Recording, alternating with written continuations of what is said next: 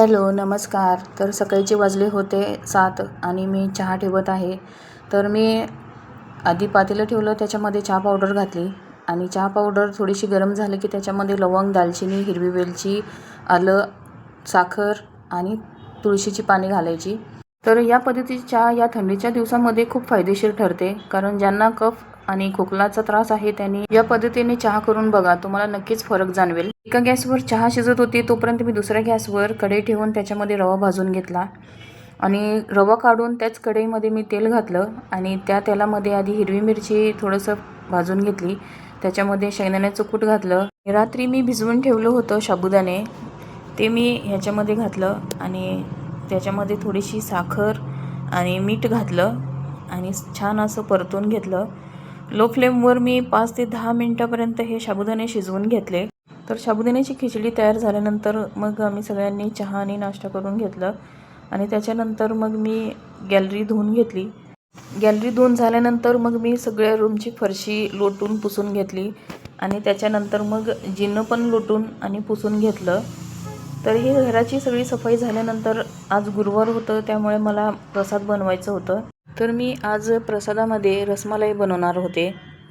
तर रसमलाईसाठी मी आधी पनीर मळून घेतलं, त्याचे छोटे छोटे बॉल तयार करून घेतले आणि गॅसवर मी एका पातेल्यामध्ये 1 लिटर दूध आणि त्याच्यामध्ये थोडीशी साखर घातली आणि साखर घालून ते दूध आटवण्यासाठी मी गॅसवर ठेवून दिलं. तर 10 ते 15 मिनटं लागली मला हे दूध आटवण्यासाठी. तर दूध आटलं की त्याच्यामध्ये थोडंसं खवा घातलं. रसमलाईमध्ये खवा घालत नाही आहे, तरी पण मी ह्याच्यामध्ये थोडंसं खवा घातलं.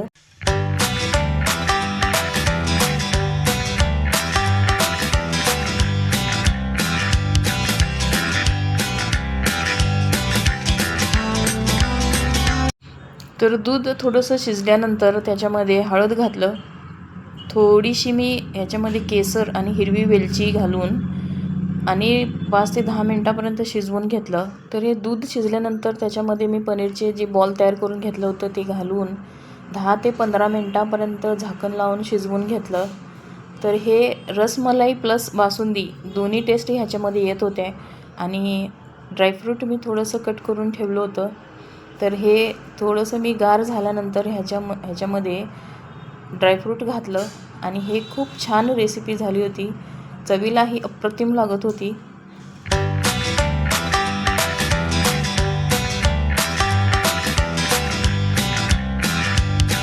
प्रसाद करून झाल्यानंतर मी एका कढईमध्ये तेल घातलं.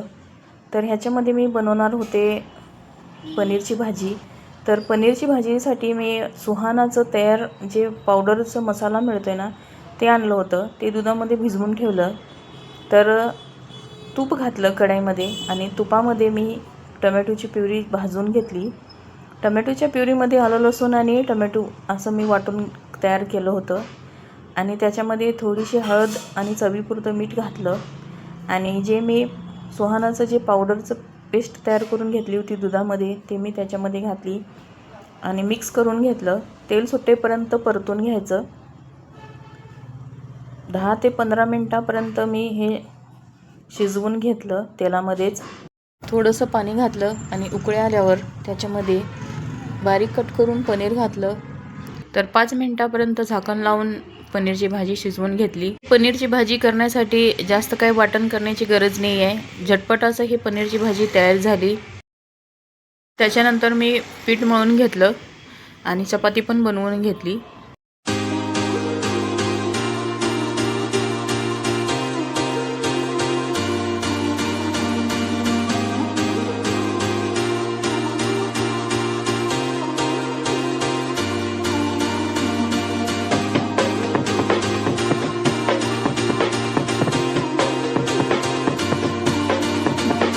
तर पनीरची भाजी, चपाती हे सगळं झाल्यानंतर दुपारी मी आणि माझी मुलगी डीमार्टमध्ये बाजाराला गेले होते.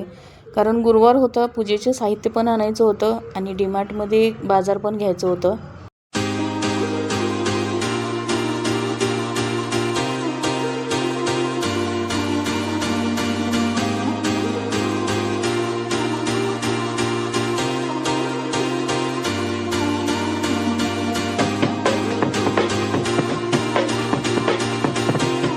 तर संध्याकाळी 5 वाजले होते डीमार्टचा बाजार घेऊन आम्हाला घरी यायला. तर घरी येऊन आम्ही सगळं बाजार काढून सगळं मी भरून ठेवलं.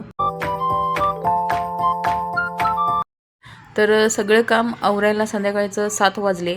मग माझी मुलगी अक्षरा हिने सगळ्या देवांना अभिषेक घातलं. अभिषेक घालून झाल्यानंतर तिनेच पूजा मांडणी करून घेतली. तर अक्षराचं उपवास होतं, तर तिनेच आरती आणि हे सगळं पूजा करून घेतली आणि त्याच्यानंतर मग तिने उपवास सोडून घेतला. तर आजचा हा व्लॉग तुम्हाला कसा वाटला नक्की सांगा.